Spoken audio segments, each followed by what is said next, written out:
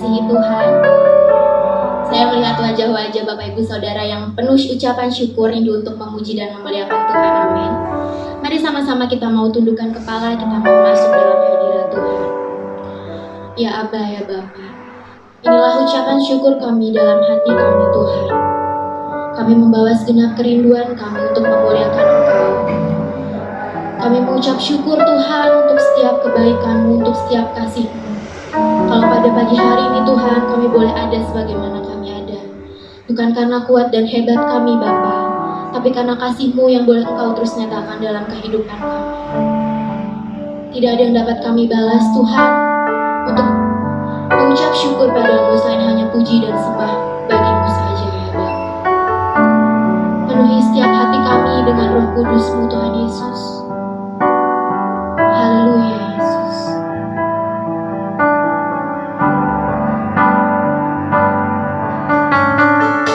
Terima kasih Tuhan Yesus.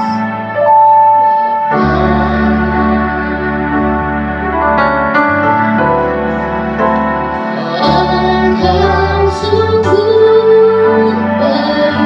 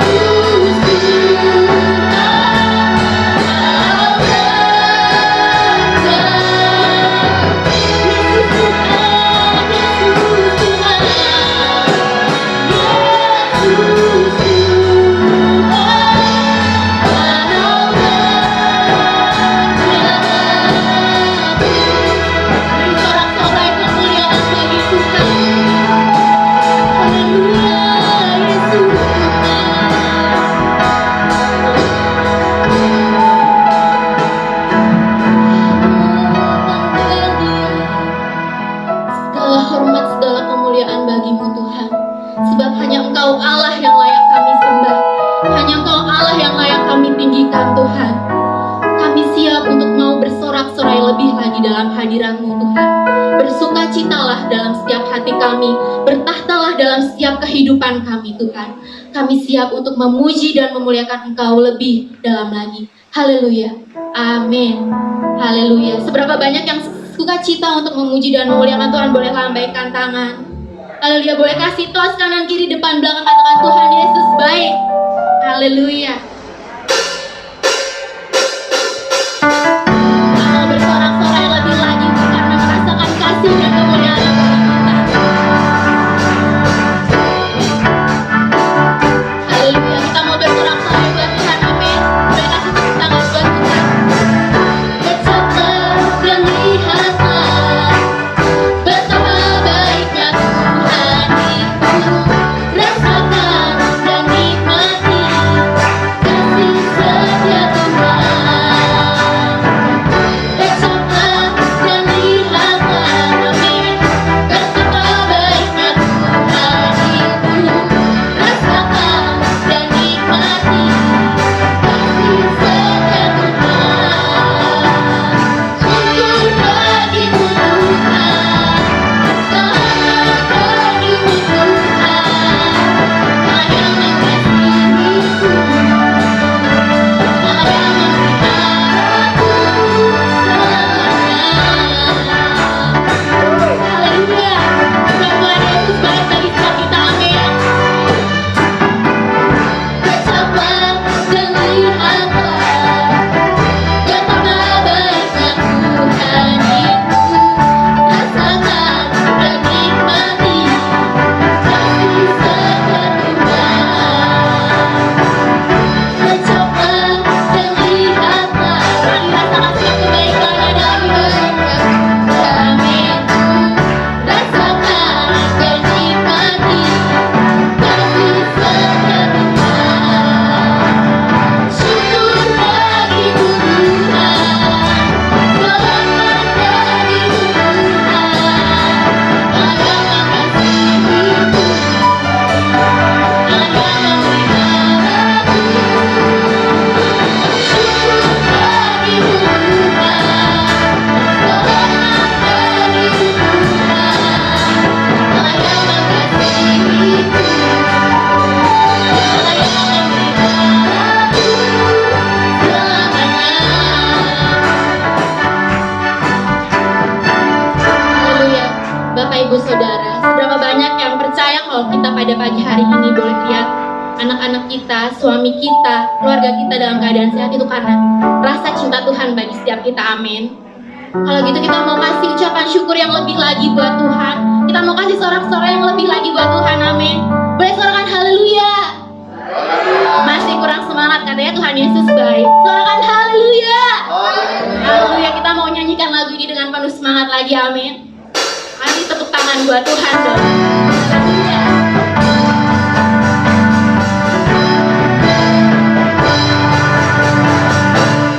Kecaplah dan lihatlah betapa baiknya Tuhan itu. Rasakan dan nikmati kasih setia Tuhan. Sekali lagi katakan kecaplah, kecaplah dan lihatlah. Haleluya. Betapa baiknya Tuhan.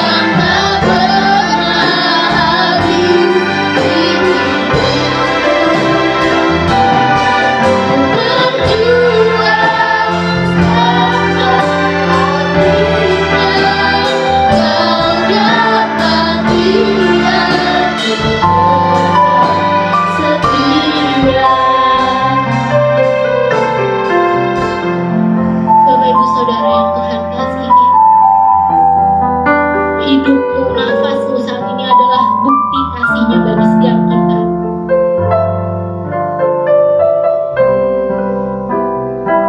Mungkin kita sering melihat Tuhan, Kau begitu mengasihi kami. Tapi bagaimana dengan kami, Tuhan? Bagaimana dengan hati kami, Tuhan? Apa kami sungguh-sungguh mengasihi Engkau, Yesus? Saat ini coba renungkan dalam hatimu, Tuhan. Hanya Engkau yang tahu setiap hati kami. Suamimu, istrimu, anak-anakmu, orang yang Kau kasih gak pernah tahu isi hatimu, Bapak Ibu Saudara. Tapi Tuhan Yesus tahu setiap isi hatimu, tahu setiap air matamu, Bapak Ibu Saudara. Jangan pernah ragu, jangan pernah takut berjalan sama Tuhan. Sebab Tuhan yang kita sembah adalah Tuhan yang memberikan nyawanya bagi setiap kita. Tuhan yang kita sembah, Tuhan yang gak mungkin ninggalin Bapak Ibu saya sedetik pun, Bapak Ibu Saudara. Biar musik boleh terus mengalir, biar kita boleh terus merenungkan setiap hati kita. Tuhan, gimana hati saya buat Tuhan? Tuhan, apa saya sungguh-sungguh Tuhan mengasihi Tuhan Yesus? Maafin saya Tuhan, yang kadang saya merasa Tuhan, saya bisa dengan kemampuan saya sendiri, saya gak perlu Tuhan. Tuhan, saya cinta sama pasangan saya, tapi saya gak cinta sama Tuhan. Tuhan, ikut Tuhan ke jalan yang berat, Tuhan. Tapi coba sekarang Bapak Ibu Saudara bilang sama Tuhan, Tuhan, apapun yang terjadi Tuhan. Mungkin saat ini saya belum melihat Tuhan apa yang saya harapkan, tapi saya percaya Tuhan, di dalam masa depan kami indah, Yesus. Di dalam-Mu yang tidak mungkin menjadi mungkin, Tuhan. Mungkin saat ini Bapak Ibu Saudara yang sedang sakit, yang merasa Tuhan, aku gak punya harapan lagi. Tapi hari ini Tuhan mau bilang dalam hatimu, datanglah kepadaku, datanglah kepadaku. Maka penyakitmu hilang, Bapak Ibu Saudara. Kita yang datang, Bapak Ibu Saudara, kita yang berbeda dan pulang dengan penuh berkat Tuhan. Kita mau lebih lagi nyatakan lagu ini.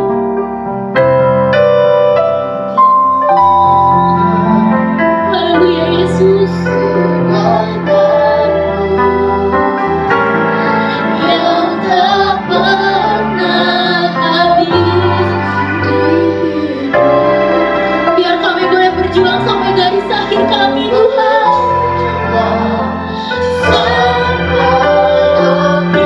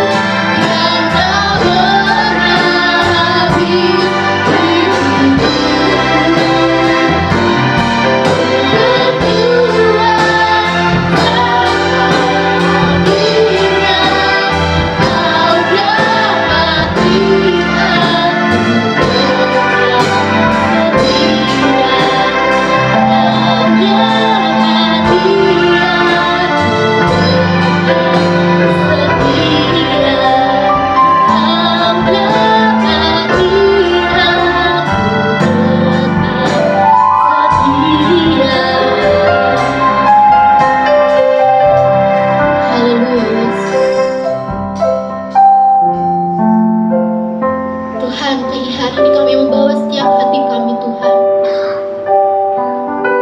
Sampaikanlah isi hati-Mu bagi setiap kami ya Bapa. Begitu kami merindukan Tuhan kebenaran firman-Mu, boleh kami dengar Tuhan. Bukankah hanya firman-Mu Tuhan yang dapat menguatkan setiap iman kami Yesus. Maka saat ini Tuhan, kami menyiapkan telinga kami, hati kami Tuhan, untuk Engkau boleh menyampaikan setiap apa yang menjadi isi hati-Mu bagi setiap kami Tuhan Yesus. Biarlah Tuhan melalui hamba-Mu ya Yesus, kami boleh mengetahui Tuhan apa yang menjadi isi hati-Mu bagi setiap kami ya Bapa. Saat ini kami tidak memerlukan apapun Tuhan, hanya firman-Mu ya Bapa yang dapat menguatkan setiap kami Yesus. Berbicaralah Tuhan bagi setiap kami melalui hamba-Mu Yesus. Kami siap untuk mendengarkan kebenaran firman-Mu. Haleluya. Amin. Puji Tuhan. Haleluya. Salam sejahtera dalam kasih Tuhan kita Yesus Kristus. Tuhan memberkati Bapak Ibu dan saudara sekalian. Kita bersyukur kepada Tuhan karena pagi ini kita dapat berkumpul bersama untuk belajar dari firman Tuhan. Dan kurang lebih sekitar 6 minggu kita sudah belajar beberapa perlengkapan senjata rohani yang kita lihat dari firman Tuhan untuk mengajar kita ketika kita ada di dalam sebuah peperangan rohani. Dan hari ini saudara, saya akan masuk kepada bagian yang lain dari kebenaran firman Tuhan. Dan pada pagi ini saya ajak saudara untuk melihat sebuah kisah yang sangat dramatis di dalam Alkitab, yang menjadi sebuah sejarah keselamatan bagi umat Tuhan, bagi Israel, yang kemudian dalam masa-masa berikutnya menjadi sebuah tanda, menjadi sebuah inspirasi bagi seluruh proses perjalanan umat Tuhan di seluruh dunia. Mari kita baca Keluaran 14 ayat yang ke-10 sampai ayat yang ke-18. Firman Tuhan pagi ini yaitu Dia beri kemenangan. Kitab Keluaran pasal 14 ayat yang ke-10 sampai ayat yang ke-18. Saya bacakan bagi saudara. Demikian. Ketika Fir'aun telah dekat, orang Israel menoleh. Maka tampaklah orang Mesir bergerak menyusul mereka. Lalu sangat ketakutanlah orang Israel, dan mereka berseru-seru kepada Tuhan. Dan mereka berkata kepada Musa, apakah karena tidak ada kuburan di Mesir, maka engkau membawa kami untuk mati di padang gurun ini? Apakah yang kau perbuat ini terhadap kami dengan membawa kami keluar dari Mesir? Bukankah ini telah kami katakan kepadamu di Mesir, janganlah mengganggu kami, dan biarlah kami bekerja pada orang Mesir. Sebab lebih baik bagi kami untuk bekerja pada orang Mesir daripada mati di padang gurun ini. Tetapi berkatalah Musa kepada bangsa itu, janganlah takut, berdirilah tetap, dan lihatlah keselamatan dari Tuhan yang akan diberikannya hari ini kepadamu. Sebab orang Mesir yang kamu lihat hari ini tidak akan kamu lihat lagi untuk selama-lamanya. Tuhan akan berperang untuk kamu dan kamu akan diam saja. Berfirmanlah Tuhan kepada Musa, mengapakah engkau berseru-seru demikian kepadaku? Katakanlah kepada orang Israel supaya mereka berangkat. Dan engkau angkatlah tongkat dan ulurkanlah tangan ke atas laut dan belahlah airnya, sehingga orang Israel akan berjalan dari tengah-tengah laut di tempat kering. Tetapi sungguh aku akan mengeraskan hati orang Mesir, sehingga mereka menyusul orang Israel dan terhadap Firaun dan seluruh pasukannya, keretanya dan orangnya yang berkuda, aku akan menyatakan kemuliaan. Maka orang Mesir akan mengetahui bahwa akulah Tuhan apabila aku memperlihatkan kemuliaanku terhadap Firaun, keretanya dan orang yang berkuda. Puji Tuhan. Saudara, cerita ini cerita besar dan monumental, baik dalam sejarah umat Israel maupun sejarah kekristenan, karena kisah ini sama-sama diadopsi di dalam kitab suci baik orang Yahudi maupun orang Kristen. Namun saudara, di balik cerita yang luar biasa, cerita yang sangat dramatis, ada kisah kehidupan perjuangan dari sekelompok anak manusia dalam mengalahkan salah satu musuh terbesar dalam kehidupannya, yaitu ketakutan. Saya kira kita semua yang ada di sini pun mengaku salah satu persoalan terbesar dalam diri kita adalah ketakutan. Ada banyak alasan untuk orang bisa mengalami ketakutan. Ada banyak alasan untuk orang kemudian merasa takut. Tetapi kita akan belajar pagi hari ini bagaimana sebenarnya umat Tuhan yang awalnya ada di dalam sebuah kondisi ketakutan, pada akhirnya keluar dari tantangan itu dan memberikan sebuah pelajaran penting di dalam sejarah kehidupan umat manusia. Saudara, kalau kita mencermati lebih dalam lagi persoalan mengenai ketakutan, kita dapat memberikan sebuah kesimpulan-kesimpulan pendek, kesimpulan-kesimpulan yang tentu masih bisa dipertimbangkan, bahwa ketakutan adalah sebuah gejala kehidupan. Jadi sesuatu yang bisa muncul dan selalu muncul dalam seluruh proses perjalanan hidup manusia. Sejak manusia itu kecil sampai dia besar, ketakutan itu menjadi bagian dari proses perjalanan hidup.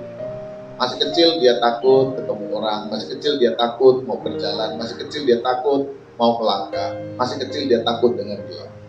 Kalau mulai sudah dewasa, dia takut menghadapi masa depan, dia takut menghadapi persoalan, dia takut menghadapi mertua, dia takut menghadapi calon besan, atau macam-macam.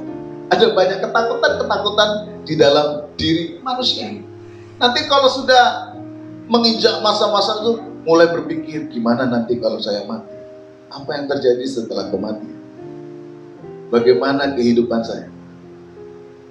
Dari sejak kecil sampai dewasa, sampai dia tua, manusia itu selalu dihantui dengan persoalan ketakutan. Jadi ketakutan itu adalah sebuah gejala kehidupan yang selalu ada dalam diri manusia. Dan ketakutan itu muncul sebagai sebuah reaksi dari keterbatasan manusia itu.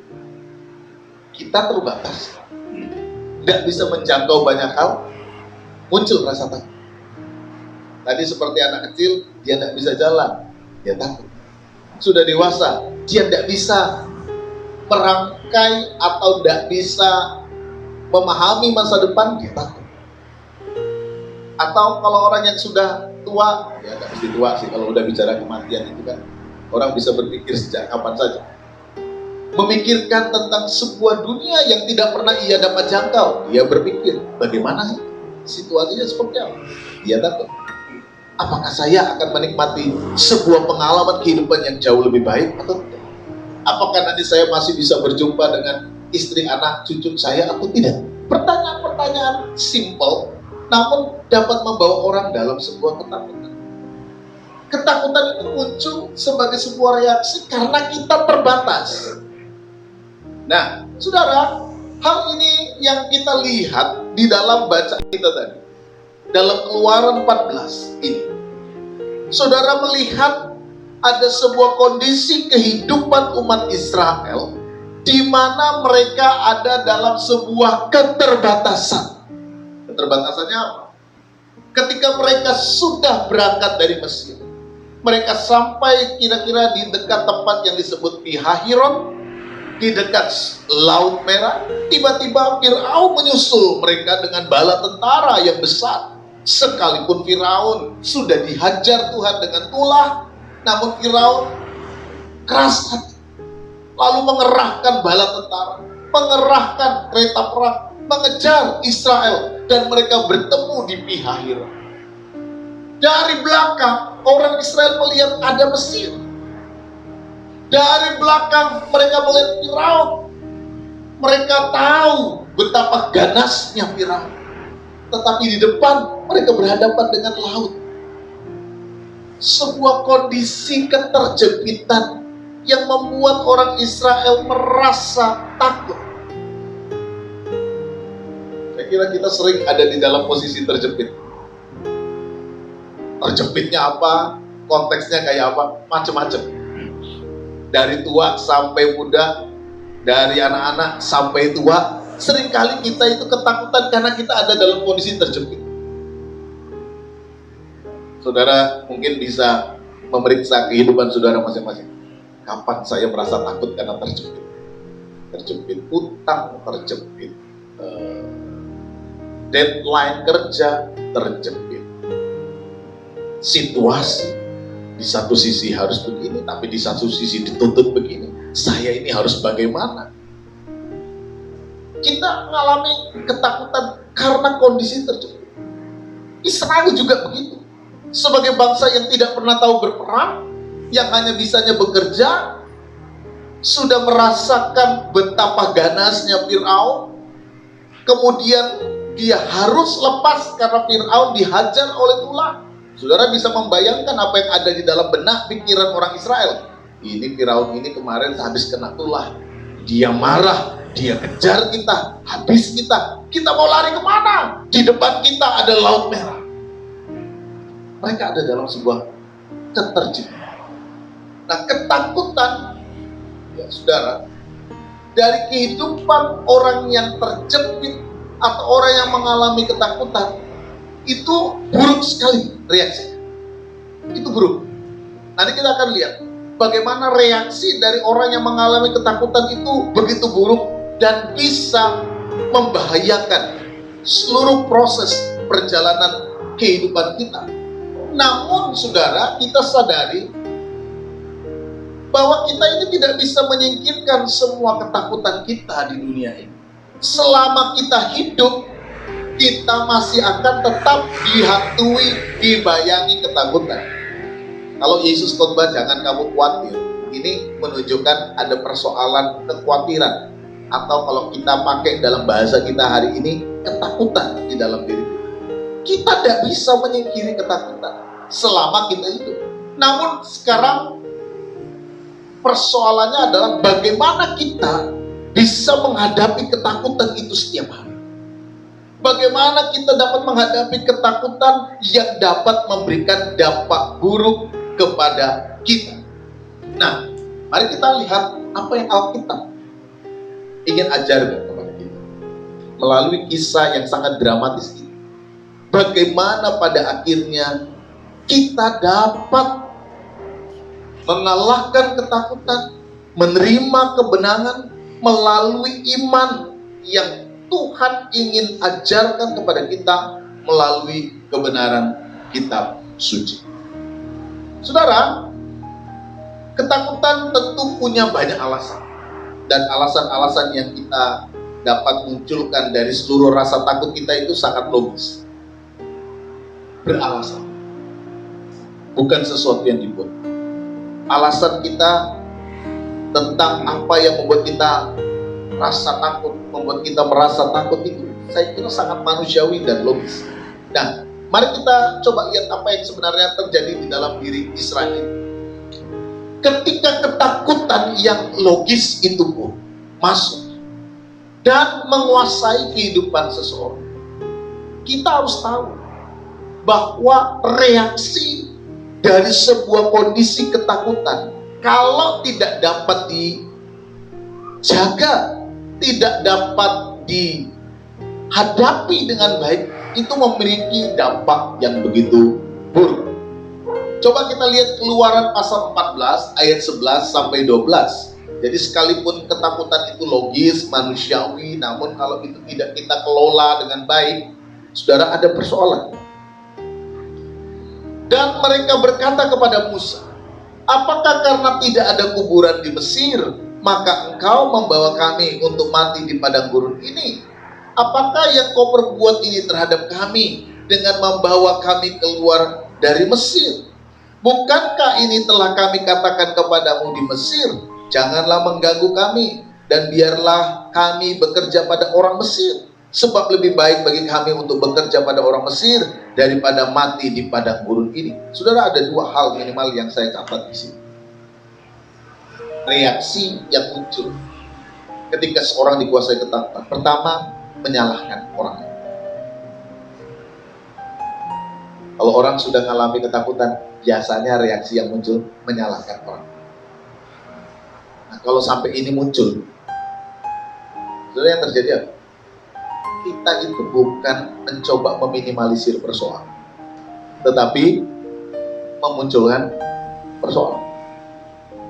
Ketika kita ada di dalam ketakutan, kadang-kadang reaksi yang muncul itu nyalain orang lain.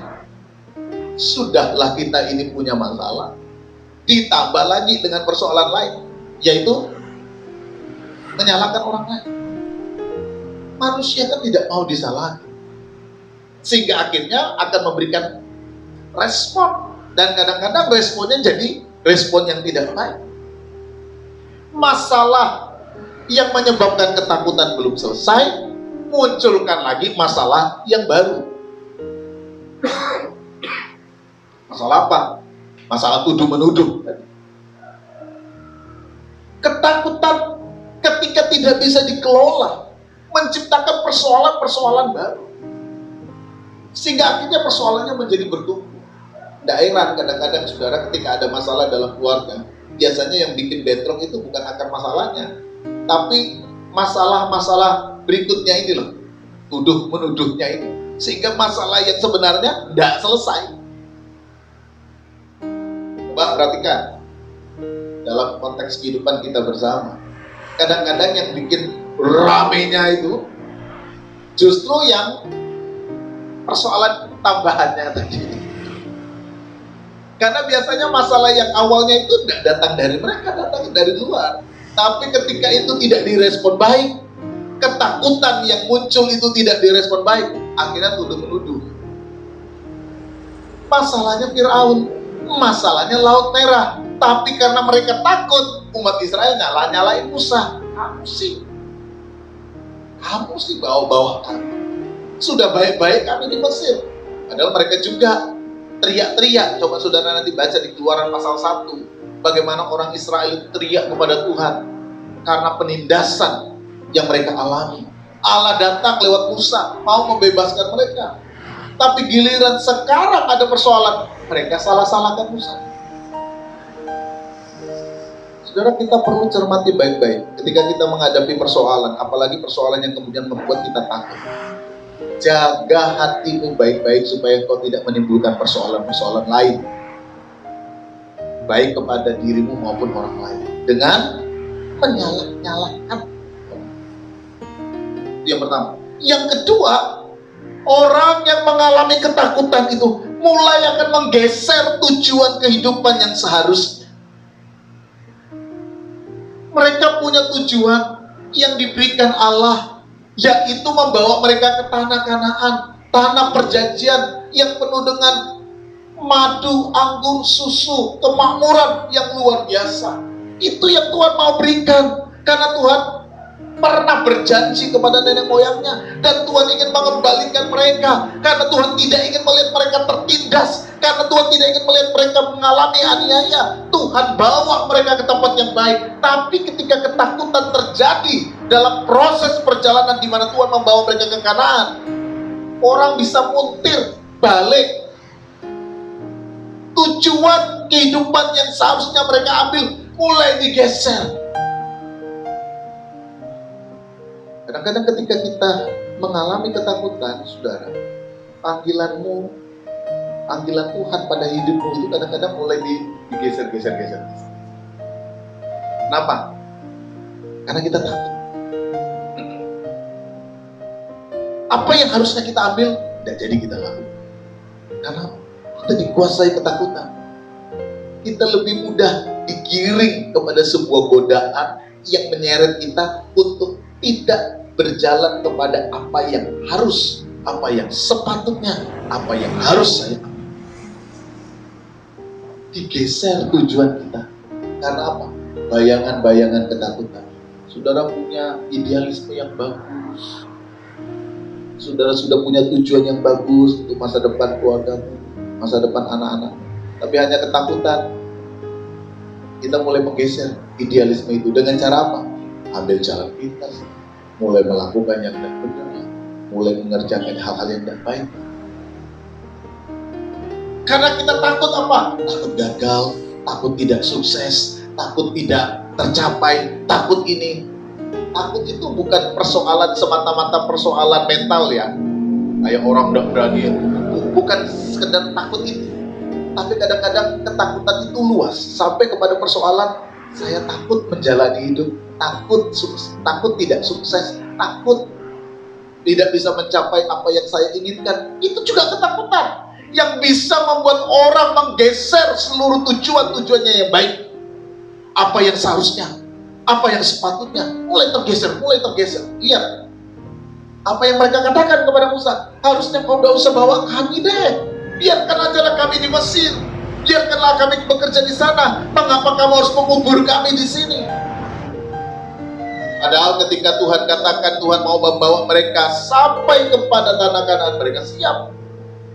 Ketika Tuhan melalui Musa berkata, aku akan membawa engkau masuk ke tanah perjanjian yang aku berikan. Mereka oke. Mereka sudah melihat tanda. Tapi hanya karena masalah yang mereka hadapi dan membuat mereka mengalami sebuah ketakutan, tujuan kehidupan mereka tergeser. Kalau ditanya, alasannya logis gak? Logis mereka ini marah, logis mereka ini takut. Tetapi saudara, pertanyaan berikutnya, apakah memang harus demikian cara kita merespon setiap ketakutan-ketakutan yang kita hadapi? Nyalain orang lain? Atau menggeser tujuan-tujuan kehidupan yang seharusnya kita ambil? Nah, saudara yang dikasihi Tuhan, mari kita melihat apa yang kemudian Tuhan beritahu kepada umat. Apa yang Tuhan ingin kita pahami melalui cerita ini, melalui firman yang Ia sampaikan kepada Musa maupun kepada umat Israel. Alkitab melalui Musa ingin memberitahu kita tentang bagaimana sebenarnya pilihan sikap yang perlu kita ambil di tengah dilema-dilema kehidupan yang melahirkan ketakutan itu. Dan hari ini di dalam keyakinan iman kepada Allah, saya ingin mengajak saudara untuk memahami bagaimana firman Allah memberitahu kita tentang persoalan ini. Mari kita lihat Keluaran pasal 14 ayat yang ke-13 sampai ke-14. Tetapi berkatalah Musa kepada bangsa itu, janganlah takut, berdirilah tetap dan lihatlah keselamatan dari Tuhan yang akan diberikannya hari ini kepadamu. Sebab orang Mesir yang kamu lihat hari ini tidak akan kamu lihat lagi untuk selama-lamanya. Tuhan akan berperang untuk kamu dan kamu akan diam saja. Saudara, catatan ayat 13 sampai 14 ini menegaskan beberapa poin yang sebenarnya kemudian perlu untuk kita pertimbangkan, perlu untuk kita perhatikan, perlu untuk kita pikirkan. Bagaimana sebenarnya respon yang harus kita ambil di tengah-tengah situasi ketakutan dan keterjempitan hidup kita. Yang pertama dikatakan, janganlah takut, berdirilah tetap dan lihatlah keselamatan yang datang dari Tuhan kepadamu hari ini. Sekali lagi saudara, saya katakan kepada kita sekalian, kita memang punya alasan untuk takut.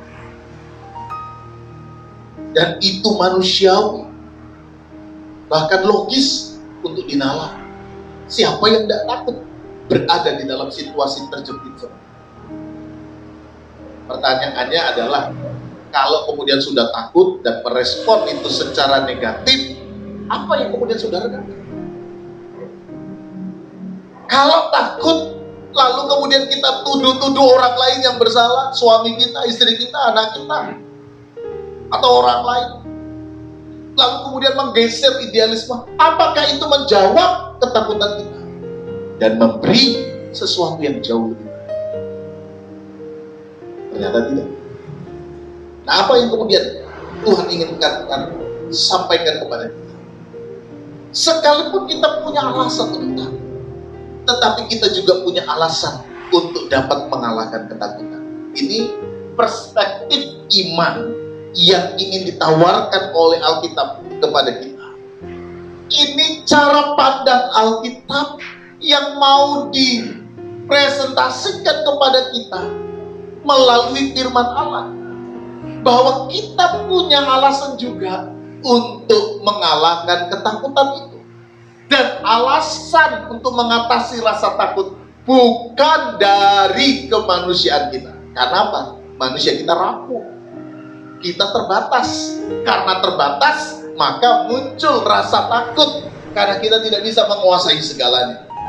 Alasan untuk kita tidak takut bukan datang dari diri kita. Makanya jangan pernah mengandalkan diri kita, manusia, atau mengandalkan orang lain. Kita berterima kasih kalau Tuhan memberikan orang-orang yang baik kepada kita. Kita berterima kasih kalau Tuhan memberikan sahabat, memberikan keluarga, memberikan orang yang memberatkan. Kita berterima kasih. Tapi kita tidak bisa andalkan itu sepenuhnya, karena manusia itu punya limit, punya batas. Seperti kartu kredit itu punya limit. Ya suatu saat saudara ini bisa. Tapi kalau limitnya habis, saudara gesek-gesek itu tidak akan keluar lagi. Kenapa? Limitnya habis. Limitnya habis. Enak aja kalau lagi gesek nih, ting, ting, ting. Habis itu rekeningnya keluar. Tapi itu kalau masih ada. Tapi kalau limitnya habis, saudara gesek-gesek juga tidak akan diterima. Manusia itu punya limit, batas. Baik dari sisi fisik, ruang dan waktu, kesempatan, semua berbatas. Dan ketika batas-batas itu ada di ambang batas, saudara mau lari kepada siapa? Kita tidak mampu, kita mengandalkan orang tidak mampu, kita mau lari kepada siapa? Satu-satunya hal dan alasan untuk kita bisa menang melawan ketakutan kita adalah bukan mengandalkan sisi-sisi kemanusiaan. Ini yang mau diajarkan oleh Tuhan. Alasan untuk mengatasi rasa takut bukanlah keterbatasan kita, tetapi Tuhan yang menghadirkan keselamatan itu. Musa berteriak, jangan takut, berdirilah tetap. Artinya jangan bergeser kamu. Tetap, jangan bergeser. Jangan kembali kepada yang lama. Jangan kembali kepada tujuan yang lama. Jangan kembali pada titik yang lama. Berdirilah tetap. Jangan bergeser. Jangan takut. Lihatlah keselamatan yang datang dari Tuhan yang hari ini diberikan kepada. Seberapa banyak ketakutan yang ada dalam pikiran saudara hari ini? Kalau saudara datang ke gereja dengan sebuah bayangan ketakutan hari, dengarkan firman Tuhan. Jangan takut. Berdirilah tetap. Terimalah keselamatan yang datang dari Tuhan hari ini, yang diberikan kepada. Apapun saudara ketakutan yang kita hadapi hari ini, dengar dan iman. Manusia kita terbatas. Memang. Dan itu harus kita akui. Kita tidak boleh sombong. Itu memang terbatas. Tapi kita tahu bahwa kita punya Tuhan yang tidak terbatas. Kita tahu bahwa Tuhanlah yang menjadikan kita mampu Tuhanlah yang menjadikan kita kuat. Tuhanlah yang menyediakan seluruh masa depan kita. Sekali lagi, ini persoalan mental dan persoalan perspektif. Kalau mental dan perspektif ini sudah siap, maka saudara bisa masuk pada langkah selanjutnya. Tapi kalau ini tidak siap, saudara tidak akan pernah bisa masuk dalam langkah selanjutnya. Maka yang dikatakan oleh Musa kepada Israel, jangan takut. Karena kalau sudah dikuasai ketakutan, kamu nyalain orang lain, kamu akan kembali ke Mesir dan tidak akan pernah ada hasil dari apa yang engkau sudah perjuangkan hari ini. Engkau kembali pada titik nol. Tidak ada apa-apanya. Apa yang sudah kau korbankan sekian lama perjalananmu sampai ke Pihahirot, tidak ada artinya. Jangan takut. Bangkitkan dulu kepercayaanmu kepada Tuhan, bahwa Dia ada, Dia bersama dengan kamu, Dia bersama dengan engkau, Dia siap memimpin. Di dalam salah satu kitab, kalau 1 Samuel atau 2 Samuel pasal 6, ketika Daud terjepit setelah Ziklag terbakar, Daud pun mau dilempar oleh pasukannya. Kenapa? Karena seluruh anak istri mereka, harta-harta mereka dibawa pergi, sehingga Daud disalahkan oleh anak buahnya. Nah, tadi persis ketika mereka mengalami itu, mereka menyalahkan Daud dan mereka mau melempari Daud dengan batu. Tapi di tengah keterjepitan itu, di tengah rasa takut itu, apa yang dikatakan oleh Alkitab, Daud menguatkan hatinya, menguatkan kepercayaannya kepada Tuhan. Ini persoalan mental, saudara. Persoalan mental. Bangkitkan dulu mental, keyakinan bahwa Tuhan bersama. Ini penting sebelum engkau masuk dalam langkah berikutnya. Seperti kalau orang mau bertanding, mentalnya disiapkan dulu. Kalau mentalnya tidak siap, dia tidak masuk medan pertandingan. Kalau mentalnya tidak siap, dia tidak siap juga untuk bertanding, dan dia sudah kalah. Ketika mentalnya kalah, orang itu sudah kalah dalam bertanding. Tapi ketika mentalnya menang, 50% sudah ada kemenangan di dalam. Musa katakan, jangan takut, berdirilah tetap, jangan bergeser. Ketika yang lain sudah mulai geser-geser, yang lain sudah mulai hilang orientasi, sudah mulai hilang arah, Musa bilang, jangan bergeser, berdiamlah tetap, lihatlah keselamatan yang datang. Ini yang pertama yang kita lihat dalam ayat 13. Jangan takut, berdirilah tetap, lihatlah keselamatan yang datang dari. Yang kedua, baru kemudian kita perhatikan di dalam ayat yang ke-15.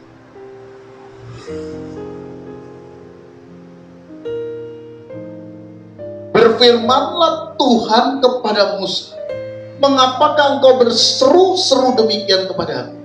Katakanlah kepada orang Israel, supaya mereka berangkat. Yang kedua, saudara, pesan penting yang Tuhan ingin sampaikan kepada kita, bagaimana kita dapat melawan dan memenangkan pertandingan kehidupan kita atas ketakutan, maju dan melangkahlah bersama Tuhan. Yang dua ini tidak akan pernah bisa dilakukan sebelum yang satu siap. Saya harus gimana ya? Takut, cemas. Apakah saya harus mundur? Apakah saya harus balik arah? Apakah saya harus kembali kepada apa yang semula? Kita ada pada titik kritis, atau kita ada pada persimpangan jalan. Yang pertama dikuatkan, jangan takut. Baru yang kedua, maju dan melangkahlah bersama. Hal kedua ini, saudara, yang firman Tuhan sampaikan, ingatkan, adalah agar kita itu mau mulai bergerak. Karena keyakinan akan karya keselamatan, keyakinan bahwa Tuhan memberikan keselamatan pada poin pertama tadi, yang kita amini, yang kita yakini, itu terwujud secara konkret ketika kita mau melangkah dengan iman dan keyakinan menghadapi tantangan hidup kita. Saya harus sadar, saya akan jalan, saya akan hadapi. Jangan pernah menyerah dan kemudian mundur. kembali kepada cara hidup kita yang lama, kembali kepada hal-hal yang tidak seharusnya kita ambil, kembali kepada prinsip-prinsip kehidupan kita yang lama. Bergeraklah, Tuhan katakan. Kalau kau percaya kepadaku, bergeraklah. Saudara, kadang-kadang situasi di mana kita melihat karya Tuhan itu terjadi ketika kita mulai bergerak. Kita mulai bergerak. Seorang yang terkenal dengan nama Mahatma Gandhi. Siapa nama aslinya? Tahu nggak? Mahatma itu kan bukan nama asli. Mohandas Karamchand Gandhi. Mahatma itu artinya jiwa agung. Jadi Mahatma itu gelar yang diberikan kepada. Nama aslinya itu Mohandas Karamchand Gandhi. Dia pernah mengatakan, kita memang tidak pernah tahu dan memahami seberapa besar hasil yang akan kita temukan dari setiap usaha perjuangan kita. Kita tidak. Kalau saudara berusaha, saudara bekerja, saudara membuka usaha, mulai merancang sebuah pekerjaan, dan atau apa saja yang saudara kerjakan, saudara mungkin tidak akan pernah tahu seberapa besar hasilnya besok, kelak. Tapi kemudian dia lanjutkan, tetapi jika kita tidak pernah melangkah, kita tidak akan pernah menerima hasil apa. Jelas ya? Jelas bedanya. Kalau saudara melangkah, saudara memulai sesuatu, saudara mulai bekerja, saudara mungkin tidak pernah tahu seberapa besar hasilnya yang akan kau temui. Capaiannya itu seberapa besar, saudara mungkin tidak pernah tahu. Sebesar apa, tidak pernah tahu. Sehingga tidak ada angka pasti. Tetapi, nah kalau saya pakai bahasa saya, yang pasti adalah kalau kamu tidak melangkah, kamu pasti tidak mendapat apa-apa. Itu beda orang yang melangkah dan orang yang tidak melangkah. Artinya takut melangkah sama halnya dengan takut untuk menang. Kalau saudara takut melangkah, ya saudara takut untuk meraih kemenangan, takut. Jadi tidak pernah ada kemenangan tanpa ada langkah. Karena tidak ada sesuatu yang akan dimenangkan karena saudara tidak melangkah. Tindakan untuk melangkah di dalam Tuhan itu bukan sebuah kenekatan, tetapi keyakinan pada janji Tuhan yang mengasihi dan mencintai kita. Jadi di saat kita melangkah di atas kepercayaan kita, saudara akan melihat bagaimana Tuhan bekerja. Nah, ketika umat Israel mulai melangkah, saudara lihat dalam cerita itu, maka tiang awan itu bergeser dari depan pindah ke belakang. Bergeraklah, Tuhan bilang. Ketika mulai bergerak, tiang awan itu langsung bergerak pindah menjadi batas antara Mesir dan Israel, sehingga ada gelap di sebagian sisi, yaitu Mesir. Semalam-malaman orang Mesir tidak bisa melihat apa-apa. Ceritanya begitu. Tuhan bergerak ketika umat Israel bergerak. Tuhan bekerja ketika umat Israel juga mulai melangkah. Dan dengarkan firman Tuhan katakan, Allah turut bekerja dalam segala sesuatu untuk mendatangkan kebaikan bagi orang yang mengasihi Dia, bagi orang yang mau berjalan bersama Dia. Mobil itu akan tahu kemana dia akan berjalan setelah dia bergerak. Saudara yang bisa nyetir mobil, cobalah setir mobilmu, putar ke kiri ke kanan, tapi mobilnya tidak gerak, nyampe nggak? Nah, puter aja gini. Ya Tuhan itu maunya muterin, tapi kita tidak mau melangkah-langkah, jadi mobilnya tidak nyampe-nyampe. Mulailah berjalan. Nah, baru bisa disetir. Itulah kehendak Tuhan. Selama mobil itu tidak berjalan, mobil itu tidak akan pernah tahu dia mau sampai kemana. Walaupun sang juru mudinya udah muter ke kiri, muter ke kanan, dia kayak anak kecil jadinya main-mainin gitu. Tapi tidak nyampe-nyampe karena mobilnya tidak berjalan. Saudara, kalau diibaratkan kita itu seperti mobil, kita mau, Tuhan mau pimpin saya kemana ya? Mulailah berjalan. Tuhan akan setir hidup. Kalau engkau hidup dalam kehendak Tuhan, Tuhan akan setir hidup. Mulailah melangkah. Dan melangkahlah di dalam kebenaran. Tuhan akan setir hidup. Saudara, hidup saya sebagai hamba Tuhan, kalau mau bersaksi, kadang-kadang juga dibayangi dengan ketakutan-ketakutan. Menjalani hidup sebagai hamba Tuhan, apalagi hamba Tuhan GBD. Besok, gimana besok?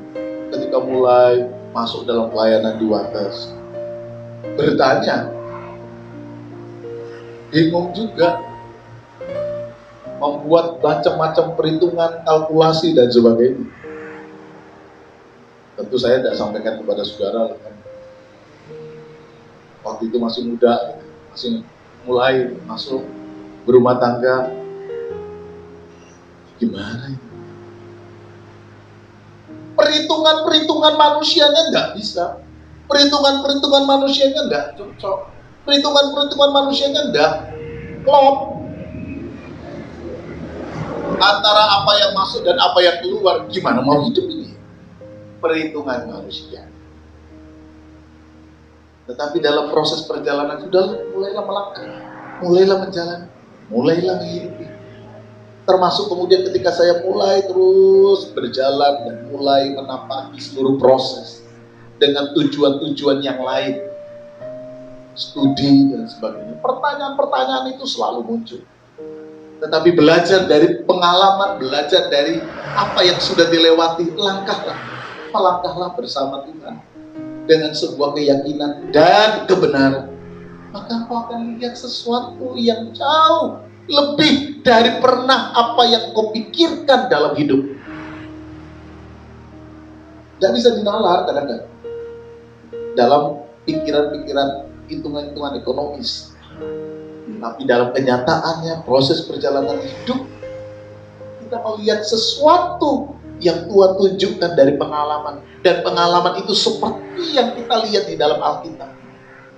Ada dalam kondisi keterjepitan, ada dalam kondisi ketidakmampuan. Kita punya alasan untuk mundur, kita punya alasan untuk marah, kita punya alasan menggugat Tuhan. Tetapi Tuhan tidak ajarkan begitu. Tuhan katakan, jangan takut, berdirilah tegak, lihatlah keselamatan yang akan Tuhan berikan kepadamu. Dan yang kedua, Tuhan katakan, mulailah bergerak. Kalau engkau bergerak, Tuhan bergerak. Dan Tuhan akan tunjukkan kemana arah. Kalau engkau mulai melangkah, Tuhan akan tunjukkan kemana Dia akan pimpin. Kalau engkau mulai melangkah, maka tiang api dan tiang awan itu akan bergerak, membimbing engkau. Ketika engkau ada di dalam sebuah kondisi terik matahari, tiang awan akan menyertai engkau. Ketika engkau ada dalam kondisi di mana engkau merasa kedinginan, tiang api yang akan membimbing. Yang penting, ketika Tuhan berkata, bergeraklah, berjalanlah, mulailah melangkah, berdasarkan iman, mulailah kita melangkah. Jangan mundur, jangan takut, jangan punya alasan untuk kemudian kita berkata, oh Tuhan tidak sayang, Tuhan tidak mengasihi kita. Tuhan ingin menunjukkan cintanya, seperti yang Dia katakan, aku ingin tunjukkan kemuliaanku kepada Israel. Bahkan aku ingin tunjukkan kemuliaanku kepada Firaun, supaya dia tahu siapa aku. Tuhan ingin tunjukkan kasih-Nya kepada kita. Tapi Tuhan juga ingin saudara mau melihat itu atau tidak. Kalau engkau ingin melihat hal, maka yang Tuhan inginkan adalah jangan takut. Dan kemudian mulailah berjalan, mulailah bergerak bersama dengan Tuhan. Tuhan akan memimpin, Tuhan akan menyertai, Tuhan akan menuntun langkah di dalam seluruh kebenaran. Tuhan memberkati kita sekalian. Amin. Puji Tuhan. Haleluya, puji Tuhan, kita semua sama-sama diberkati dengan kebenaran firman Tuhan. Mari saya undang Bapak Ibu untuk bangkit berdiri.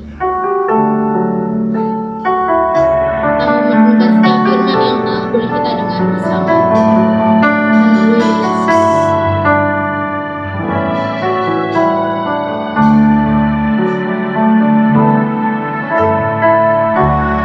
Cantikkanlah bunga berkembang di ladang, Tuhan hiasi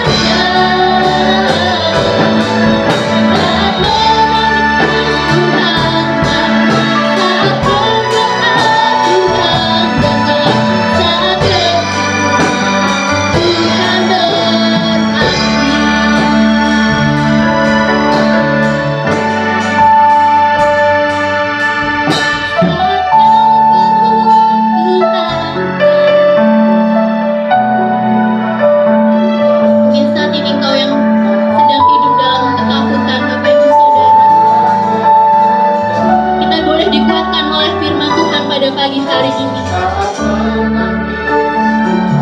Haleluya. Saat bersyukur Tuhan berkati. Apapun yang menjadi kerinduan hatimu, Tuhan tahu Bapak Ibu. Haleluya Yesus. Saat percaya Tuhan percaya. Percaya dan percaya terus jalan di dalam. Haleluya Yesus. Saat berdoa Tuhan dengar, saat bersyukur Tuhan berkati. Haleluya Yesus.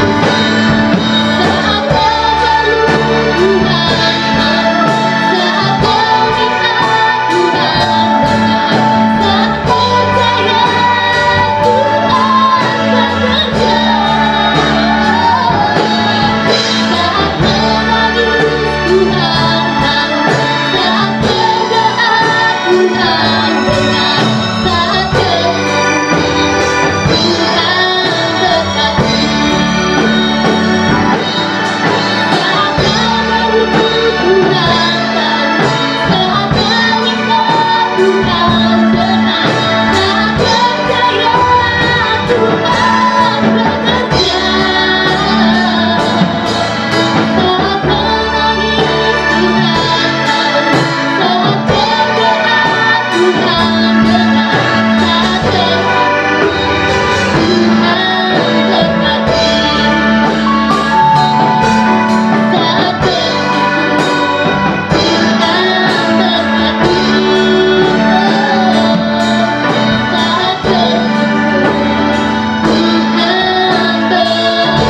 berkati. Haleluya Yesus.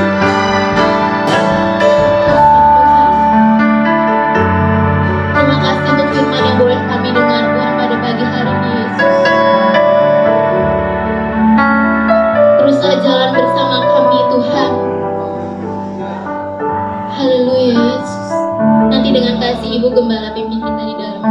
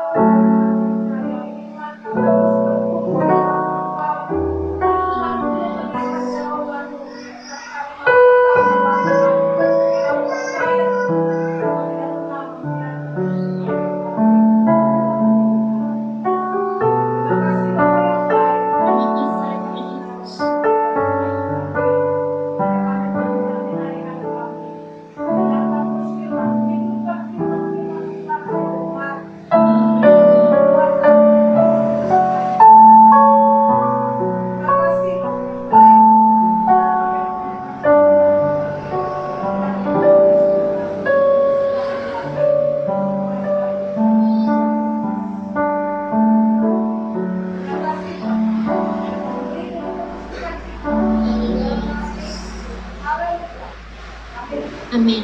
Silakan duduk Bapak Ibu Saudara yang dikasihi Tuhan. Kita akan bawa persembahan kita bagi Tuhan.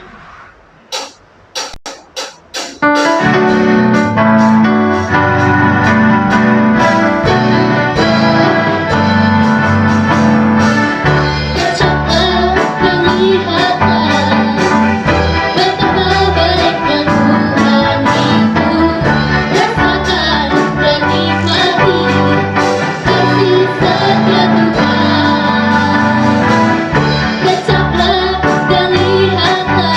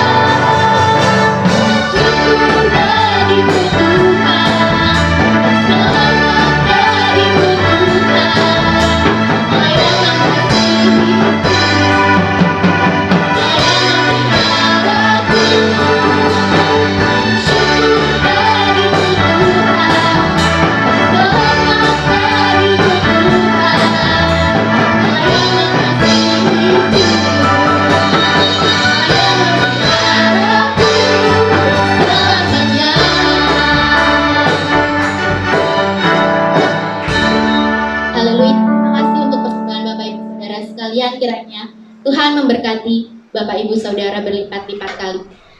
Kita akan mendengarkan pengumuman gereja untuk seminggu sepekan. Untuk 1 pekan pertama nanti ada ibadah keluarga yang diadakan 7 September dengan pemimpin pujian Ibu Tari, firman Tuhan Ibu Adi Guna yang bertempat di gereja, dan ibadah akan dimulai pukul 6 sore. Selanjutnya untuk adik-adik sekolah minggu diadakan ibadah sekolah minggu pada tanggal 4 September dengan pemimpin pujian Ibu Adi Guna, singer Saudari Esther.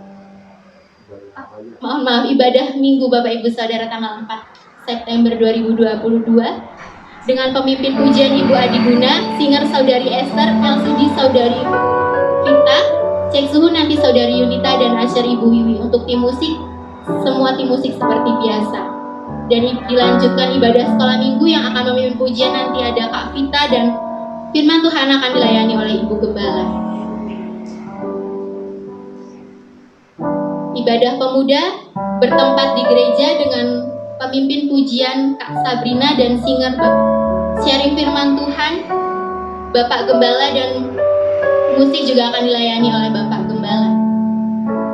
Mengingatkan kembali kepada Bapak Ibu Saudara yang boleh ambil bagian pada ibadah raya 4 September nanti bisa hadir 20 menit lebih awal sebelum ibadah dimulai. Sekian pengumuman gereja pada pagi hari ini. Saya undang Bapak Ibu bangkit berdiri, kita akan tutup ibadah pada pagi hari ini.